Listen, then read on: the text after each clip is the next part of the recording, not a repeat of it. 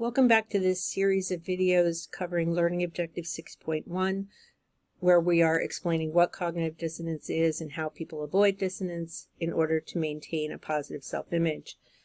And we're continuing this discussion with situations that typically prompt a lot of dissonance and then behaviors that on the surface seem pretty irrational. One of these situations has to do with justification of effort. And your authors talk about how hazing in college situations or in sports teams or in some of the notorious examples in the media have been in marching bands of all places. But what can happen is if you've put in a whole lot of effort to achieve something, and then after the fact, it just doesn't seem like it was 100% worth it. Like, I'm remembering back to my college days, and one of my classmates from high school went to the same college I did, and he pledged a fraternity. And I can remember running into him in this study room and noticing that he was really, really dirty. He looked like he hadn't showered in a week. Because he hadn't. And I said, Greg, what are you doing? You smell like a homeless guy. And he was like, yeah, I know. It's really humiliating and awful. And I was like, why are you doing this? And he said, because it's pledge week and I'm not allowed to shower. And I have to be at the beck and call of the members. Whatever they want me to do, I have to do it. And that included me having to get up in the middle of class and walk out and make a scene. It's utterly humiliating. And I said, why are you doing that? And that's the moment where you have to justify your effort, because me asking those questions was eliciting a whole bunch of dissonance for my friend. So what you have to do in order to reduce that dissonance is to do some cognitive rearrangement, because you have to look at behaviors, and sometimes their behaviors on the surface are very irrational to other people, and they may even feel irrational to us when we're doing them. Recognize that you can interpret your own behaviors and other people's behaviors in more than one way, and that's really the essence of how dissonance works. If we want to see the best in other people and in things around us, will tend to interpret them in a positive way. In the pledge week situation for my friend, he came back pretty quickly with a set of justifications, cognitive, justifications for why it was worth it for him to be humiliated in the way he was for an entire week. He quickly argued that this was going to set him up for his social experiences for the next 4 years. It was going to ensure him networking possibilities, not only with the brothers who were in the house now, but also with all those who came before. The parties are going to be epic. So he was really building an argument for himself to justify why he was doing these things. Why is he doing that? Because right now he was not having fun and it didn't seem worth it. So he was going to have to readjust his thinking to have it make sense. So what does the research show on justification of effort? Basically, the cover story in the original research was that they were volunteering to join a group that would meet regularly. And to make it uncomfortable, they said the discussions would be about the psychology of sex. The independent variable was how severe was the group initiation. So how emotionally upsetting or emotionally challenging was the initiation to the group. So a third of the participants had to do something very demanding and somewhat unpleasant to get into the group. 1/3 had to do something mildly unpleasant, and 1/3 got into the group with no initiation. Some versions of this research, because students will ask me, what do you mean by demanding and unpleasant?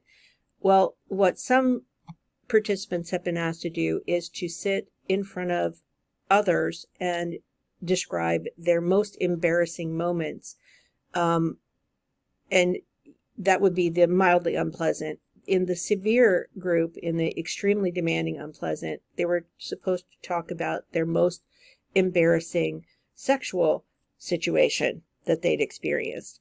That is, difficult for most undergraduates to face.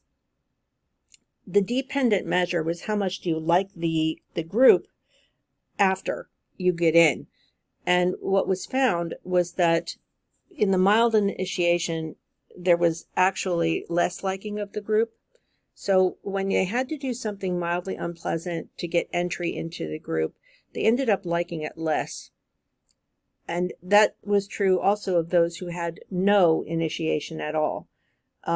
Whereas those who were exposed to the severe initiation, where they had to really expose themselves in an embarrassing way to strangers who they were then going to interact with later, they reported more liking of the group afterwards.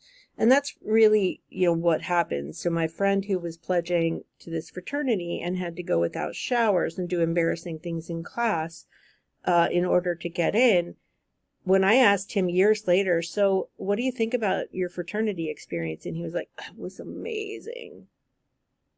It was amazing.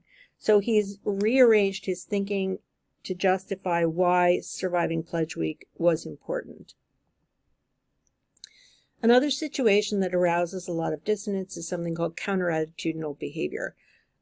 So the example that you're given in your text, what happens if you tell your friend, so it's important that it's a friend, that you like their ugly dress a lot. And in that situation, because it's a friend, and you're supposed to say nice things to your friend and protect their feelings, you're highly unlikely to experience a lot of dissonance. If it's a stranger, though, the situation changes. If you lie to a stranger, you've done something counter to your self-image, but you don't have a lot of motivation to change it, because you're not going to get a lot of pushback for having done it. If we go back to the friend situation, there are a lot of thoughts that you could have that actually are consonant or consistent with telling this little lie. Well, you love your friend, you adore your friend, you don't want your friend to feel bad, you're going to protect them.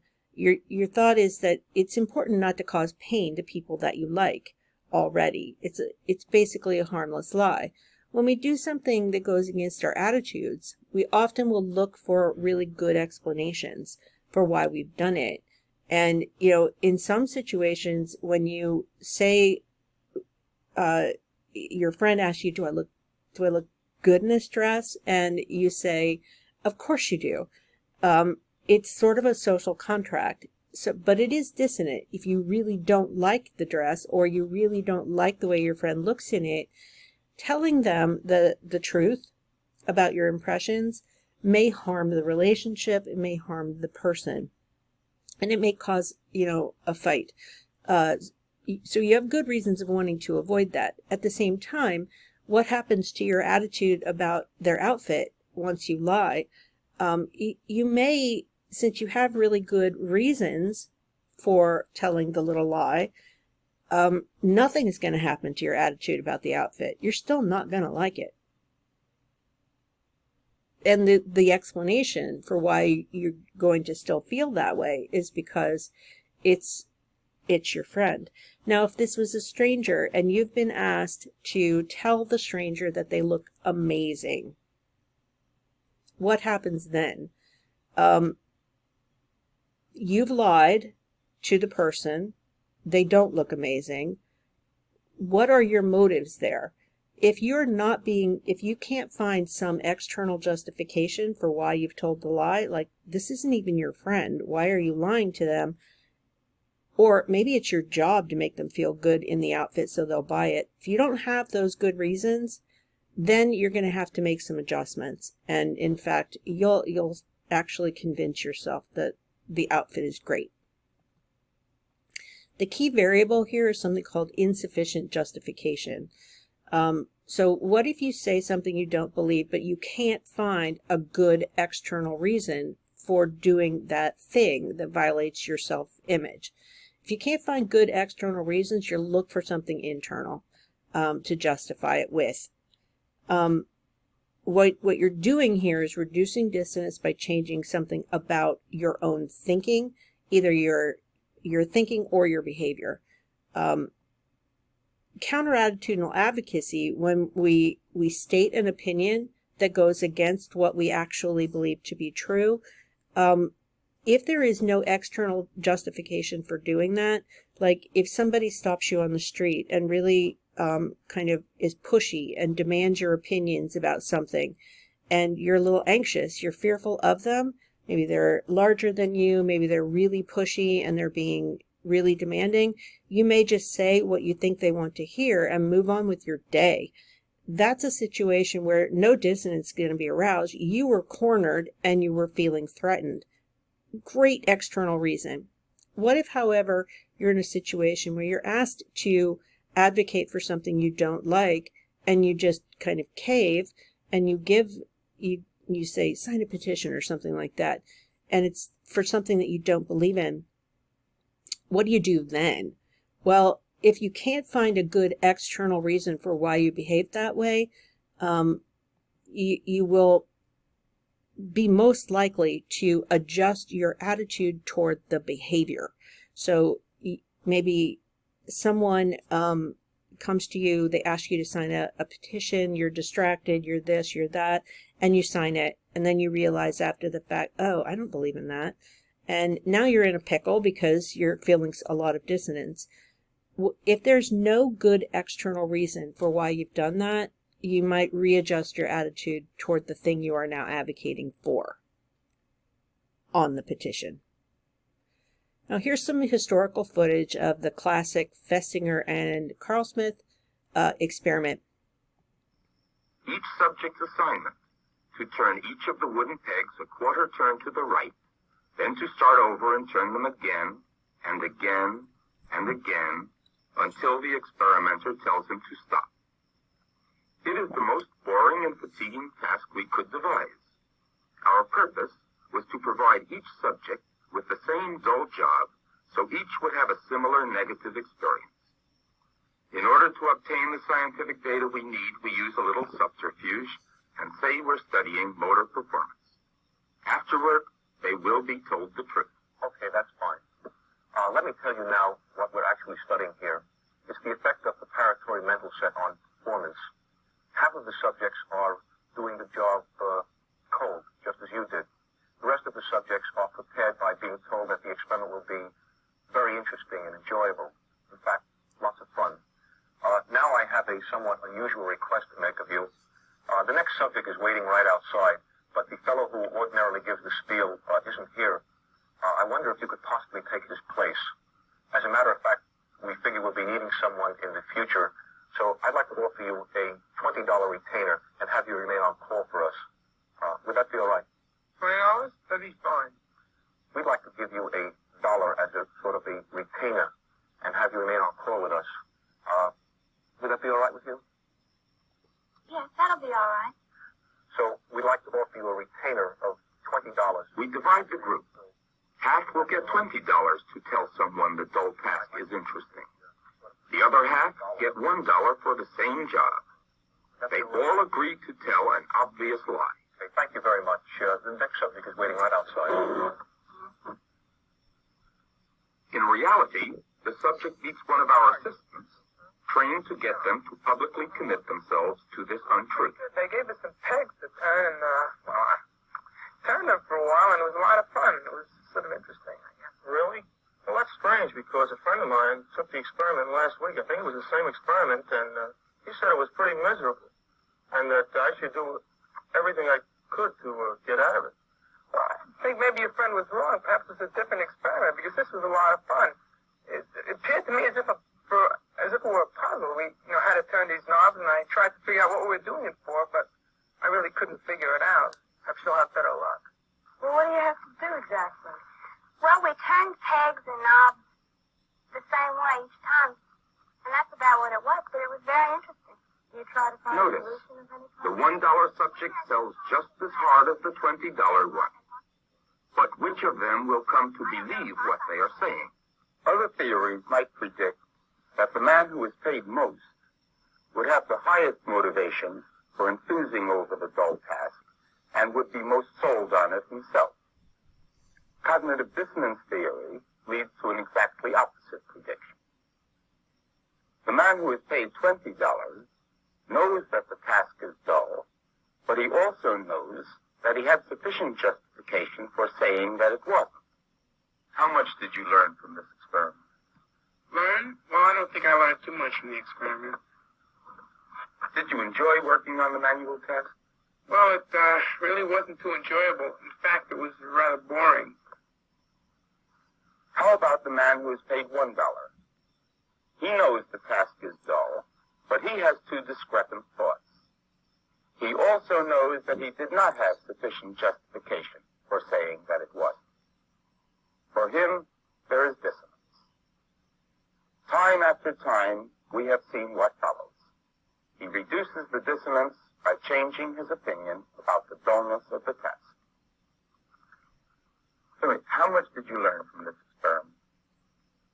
Well, at first I don't think I was learning it too much, but when I got into it, I think it was quite interesting, and after a while it got better. Did you enjoy working on the manual test? Yes, I enjoyed it. Would you like to participate in such an experiment again? Yes, I think I would like to. So what Festinger and Carl Smith demonstrated was what's called the insufficient justification effect. And basically, you have, what they manipulated was the degree to which the participant could find easily an external justification. So the $20 group, they can easily say to themselves, why did I tell this lie to another student? Well, because I was being paid $20. Imagine $20 in 1960 money. That's a lot. I could tell a very small lie for $20, even now. So they have easy external justification. When they're just being given $1, though, that's not enough to explain why you would lie. So in order to protect your sense of yourself as an honest person, then you're going to change the reasons for why you told the lie. In other words, you're going to adjust it so it's a smaller lie. So it's not really a lie. That means you are still an honest person. Now, what they were measuring, though, was how much they enjoyed the task. So if you're paid $20, you're still going to hate the task. It's still boring as all get out. If, however, you've been paid $1, you are going to adjust your thoughts on the task. You're not going to completely love it, but you're going to be less negative about it. So to review, I'm not going to go through this point by point because it is identified in your text, but my students have told me in the past they find this study very confusing. You just have to remember that if you're paid a significant amount, or you're provided with a lot of justification that's easy to see from the outside. So imagine you looking at your own behavior as if you're someone else. You're going to say, well, obviously I did this because I was given a very large reward. That means there's no dissonance for doing it. If the reward is low, though, that's not big enough to offset the behavior. That's when the dissonance is highest, and that's when behavior change or attitude change is most likely. Counterattitudinal behavior, when the issues are of importance, involves, and there's a lot of research that has involved this particular kind of manipulation. And what they do is they ask participants to give a speech or write an essay about, in favor of a topic or an issue that they actually don't like, or the reverse. If they like something, they have to write the counter-attitudinal essay or give the counter-attitudinal speech. So what some researchers in the 80s and 90s did, they were looking at AIDS prevention programs and thinking about what are some ways we can really motivate college students to engage in more safe sex practices like using condoms. And what they had to do to set this study up was to, first they had to get some baseline attitude data. And what they found was, a lot of students were just kind of lukewarm on the idea of safe sex practices like condom use. And then they pointed out to people the importance of doing this and make them aware of their own failure to use them. And then, ask them to speak out loud about this. The fact that, yeah, condoms are important, but I'm not using them. So if you say condoms are important, but I'm not using them, my behavior is counter-attitudinal. So I believe I should do it, but I'm not doing it, right? That's really arousing dissonance in those individuals. In order to reduce the dissonance, what they did was change their actual behavior. So what they found was when they got students to sit down, articulate the fact that condoms are an important part of safe sex practices, and then they're asked, are you purchasing them and using them? And people were routinely in the early 90s saying no. What happened afterwards was they asked them about their purchasing behaviors. They found that those who engaged in this counter-attitudinal behavior manipulation actually started buying more condoms.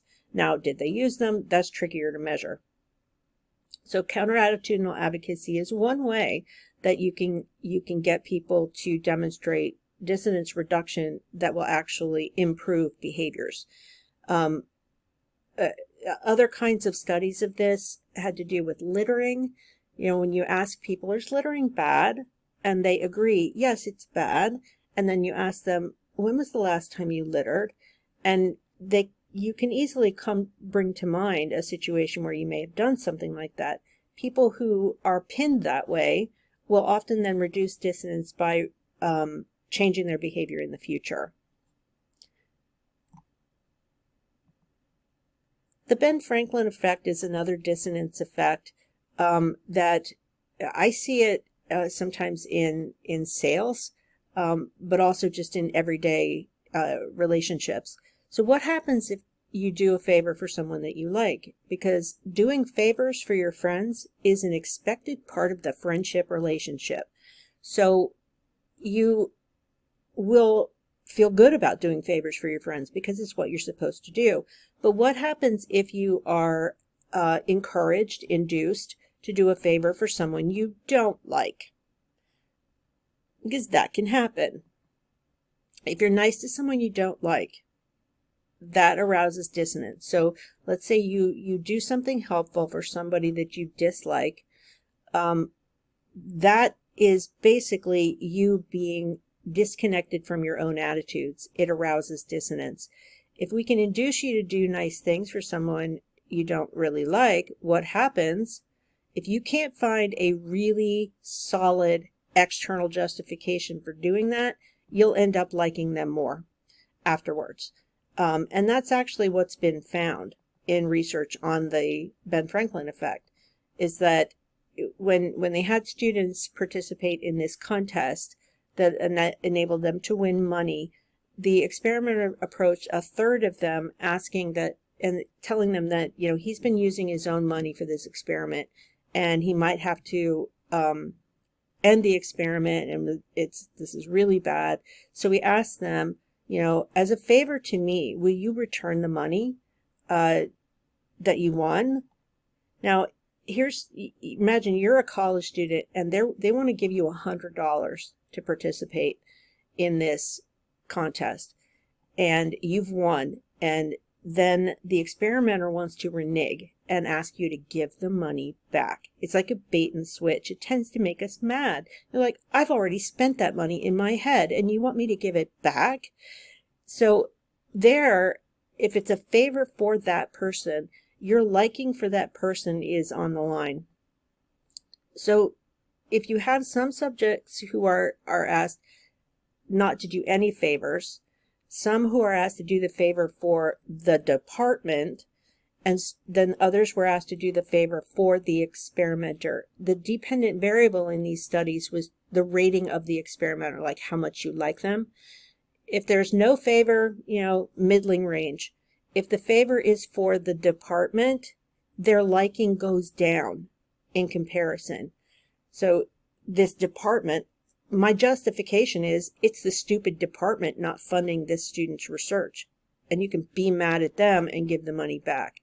You're not mad at the experimenter at first, but then, the dissonance, it gets really weird. How dare this person put me in this situation? Why didn't they tell me the department was doing this from the outset? So in a sense, you're starting to see the experimenter as having lied to you on purpose, instead of doing it for other reasons. So your liking then goes down.